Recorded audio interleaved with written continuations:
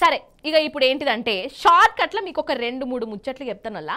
Short కట్లు ఎందుకు మల్లీశ్వరి పూసగుచ్చినట్టే చెప్పరాదు అని కారడ్డం ఆడారు. పూసగుచ్చినట్టు చెప్పే ముచ్చట వేరే ఉన్నాయి కానీ ఇవేమి షార్ట్ కట్లో చెప్పలే. ఇప్పటికే చాలా కష్టపడి తెచ్చినాను ఈ ముచ్చట్లు.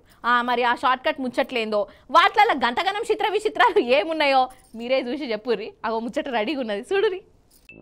మన కొత్తగూడెం జిల్లా ఇల్లందునలోలా సిమ్మ చీకటి అర్ధరాత్రి దాటి 2 కూడా అయింది.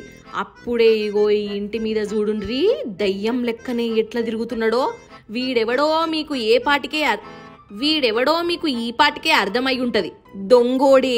కాకపోతే వీడు కంటికి ఏది కనబడితే అది ఎత్తుకపోడు. దేని మీద పడితే దాని మీద వానికి పానం కొట్టుకోదు. ఇండ్లకి పోయి ఫోన్లే కొట్టేస్తాడట. బంగారం కండ్ల ముందు కనబడ్డా వాటి తెరువుకు ఓడట. అయితే ఈ నడమ ఫోన్లతోని జనాలు చెడిపోతున్నట కదా.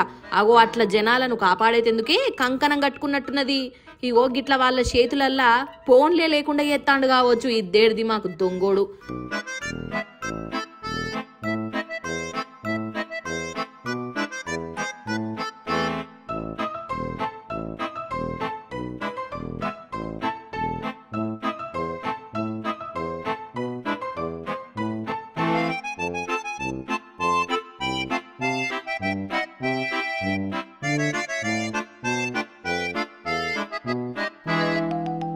సరే ఇప్పుడు నల్లమల్ల అడవిదికి పోదాము రాన్రి. ఇగో ఇట్లనే చూడుండ్రి కనబడ్డదా? ఏదో బర్రెనో దున్నపోతు అని అనుకుంటున్నారా? ఇది అడవి దున్ననొల్ల ఉత్తపచ్చి అడవి దున్న కాదు. 150 ఏండ్ల తర్వాత కనబడ్డది. అరే అవునంటేనొల్ల ఈ అడవి దున్నలు ఎన్నడో అంతరించిపోయినాయట. కానీ 150 ఏండ్ల తర్వాత ఇప్పుడు నల్లమల్ల జంగల్లకచ్చి తిరుగుతున్నాయట. నుల్లో ఆఫీసర్లు చెప్తాండ్రు. మరి 150 ఏండ్లకు ముందు చూసిన వాళ్ళు ఎవరో మనకు తెలియదు. ఎందుకంటే దాన్ని అప్పట్లో చూసిన వాళ్ళు ఎవ్వరు ఇప్పుడు లేరు కాబట్టి.